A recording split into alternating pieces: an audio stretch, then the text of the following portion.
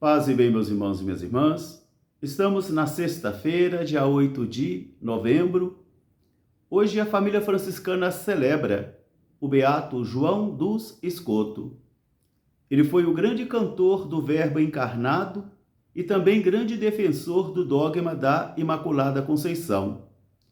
E ele viveu de 1266 a 1308. O nosso evangelho de hoje é retirado do livro de Lucas, capítulo 16, versículos de 1 a 8. Naquele tempo, o Senhor contou esta parábola às multidões. Havia um homem muito rico, e ele descobriu que seu administrador estava esbanjando o seu patrimônio. Ele mandou chamar aquele administrador e perguntou: "O que é isto que ouço dizer a teu respeito, que estás esbanjando o meu patrimônio? A partir de hoje, preste conta de tua administração, porque já não poderás mais administrar o meu patrimônio."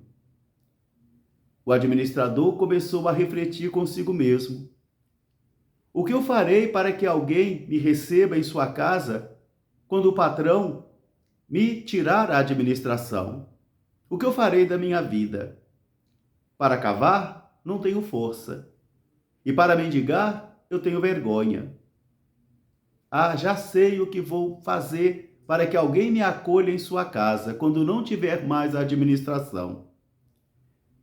E ele chamou os devedores do seu patrão e perguntou ao primeiro: "Quanto deves ao meu patrão?"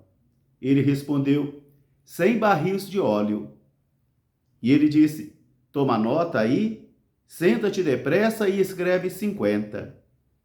E perguntou ao segundo: "Quanto deves ao meu patrão?" E ele respondeu: 100 medidas de farinha de trigo. E ele disse: "Toma a tua nota, senta-te depressa e escreva 80. O Senhor elogiou a esperteza daquele administrador, porque nas adversidades da vida ele soube ser criativo. E os filhos das trevas, eles são mais espertos do que os filhos da luz." Palavra da salvação. Meus irmãos, minhas irmãs, estamos aqui finalizando o nosso retiro espiritual em El Salvador e regressando para a nossa casa. E assim também recomeçando as nossas atividades missionárias. E hoje, na primeira leitura, nós encontramos o apóstolo preocupado enviando uma carta aos filipenses, porque ele começa a perceber que os irmãos da primeira hora já estão se desencaminhando. Eu me desencaminho e você também. E são tantas as tentações que vão sendo colocadas em nossas vidas, que às vezes elas vão nos escravizando e vão também nos fazendo balançar de um lado para o outro. Por isso ele começa então a perceber esse desencaminhar dos irmãos da primeira hora e chama a atenção da comunidade dos filipenses para a fidelidade. E diz ele: "Há muitos dentre vós que são inimigos da cruz." Aqueles que querem um Cristo sem a cruz. Aqueles que querem um Cristo sem dificuldades.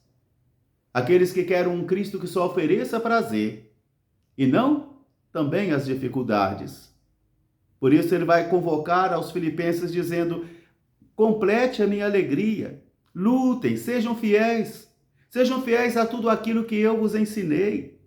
Porque de dentro de vós, do meio de vós, muitos surgiram com pensamentos diferentes, onde o Deus deles é o seu ventre.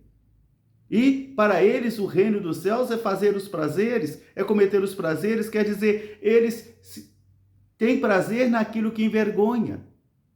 Eles não querem mais aquilo que são os valores do reino.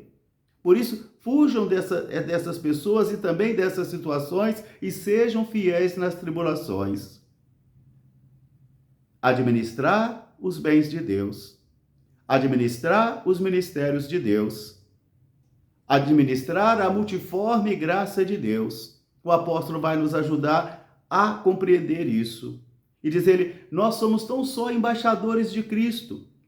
Nós somos tão somente administradores dos dons de Cristo, das graças de Cristo. Não somos donos delas. mas somos administradores e o que se pede ao administrador é ser fiel, é ser honesto. Aí sim, então, podemos entrar no espírito do evangelho de hoje, onde ele termina com o Senhor fazendo um elogio àquele administrador desonesto, não na sua desonestidade.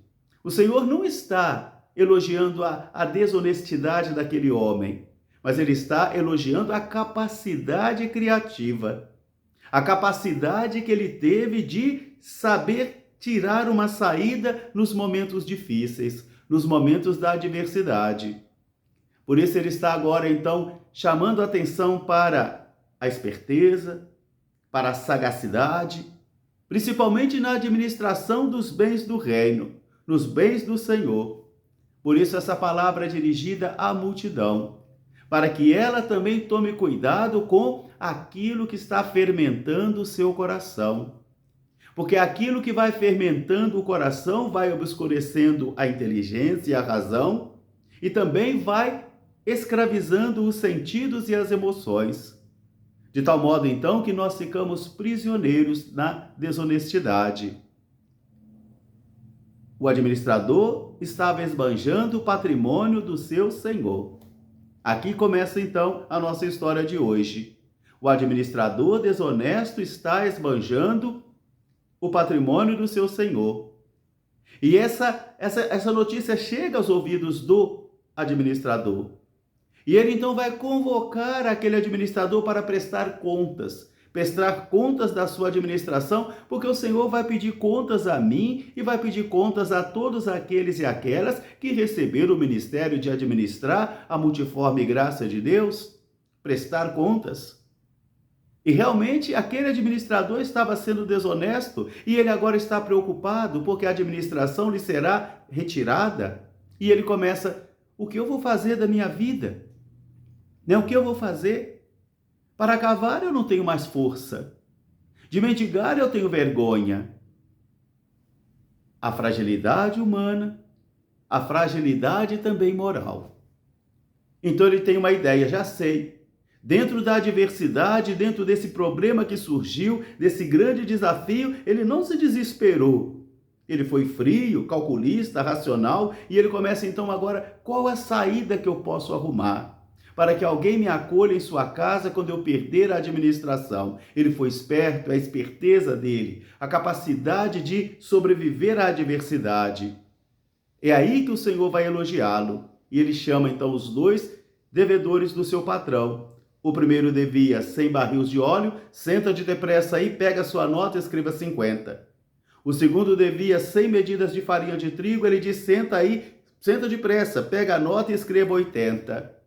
Quer dizer, ele arruma uma saída, ele busca uma saída.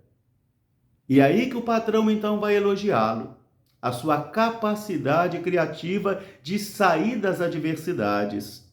Meus irmãos, minhas irmãs, o mal está organizado, o mal está estruturado, o mal está bem organizado e bem estruturado, e o bem não. Porque às vezes nós pensamos que nós não devemos sentar para planejar, para calcular, para ver o bem que nós podemos fazer e como podemos fazer esse bem. Enquanto nós estamos aqui, quantos estão aí pensando, refletindo sobre como vão driblar a segurança dos bancos, os próximos sequestros, os próximos desvios de dinheiro? Enquanto nós estamos pensando aqui em salvar uma vida, salvar 2 vidas, em fazer o bem, alguém está se organizando também para fazer o mal, estudado, planejado, calculado. Por isso, então, Jesus vai dizer: os filhos das trevas são mais espertos do que os filhos da luz. Aprendamos, então, né?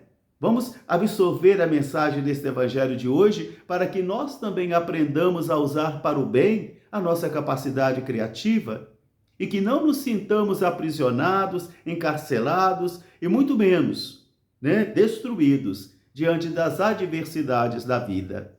Que esta palavra de hoje seja para mim e para você um grande incentivo para recomeçar o nosso dia. Um grande fraterno abraço para todos, paz e bem. Até amanhã, se Deus quiser. Beato João dos Escotos, rogai por nós. Paz e bem.